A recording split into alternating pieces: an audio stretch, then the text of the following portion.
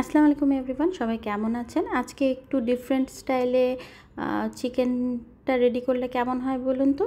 তো আজকের রেসিপিটার নাম হচ্ছে বাটারফ্লাই চিকেন। সেটার জন্য আমি বোনলেস চিকেন নিয়েছি, একটু লম্বা লম্বা করে কেটে নিয়েছি। তার উপরে আমি দিয়ে দিচ্ছি লবণ, আদা রসুন পেস্ট, মরিচের গুঁড়া, গরম মশলা গুঁড়া,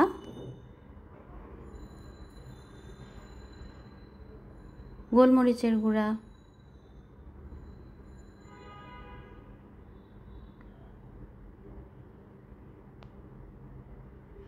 এখন দিয়ে দিচ্ছি লেবুর রস 1 চা চামচ, টক দই 1 চা চামচ দিয়ে দিয়ে দিচ্ছি সয়া সস দিয়ে ভালো করে আমি চিকেনটাকে ম্যারিনেট করে 1 ঘন্টার জন্য রেখে দেব। খুব বেশি সময় লাগবে না, 3-4 ঘন্টার জন্য রাখার দরকার নাই, 1 ঘন্টার জন্য এই চিকেনটা রাখলেই যথেষ্ট। খুব ভালো করে মাখিয়ে নিতে হবে। মাখিয়ে আমি চিকেনটা 1 ঘন্টার জন্য রেখে দিচ্ছি। এই যে দেখেন, একটা আলুকে আমি লম্বা লম্বা করে একদম পাতলা পাতলা করে স্লাইস করে কেটে নিয়েছি এবং এটা আমি পানিতে ভিজিয়ে রেখেছি যতক্ষণ না ম্যারিনেট করে আনছি। এই যে ম্যারিনেট 1 ঘন্টা হয়ে গেছে। 1 ঘন্টা পরে আমি চিকেনটাকে নিয়ে নিয়েছি এবং আরেকটা বাটিতে কর্নফ্লাওয়ার নিয়ে নিচ্ছি 2 টেবিল চামচ। তার সাথে পানি অ্যাড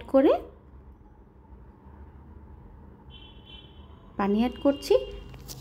এখন একটু ভালো করে মিশিয়ে নিয়েছি। ওই যে পাতলা আলুটাকে কেটে রেখেছিলাম, সেটাকে আমি কর্নফ্লাওয়ারের মধ্যে একটু ভিজিয়ে নেব।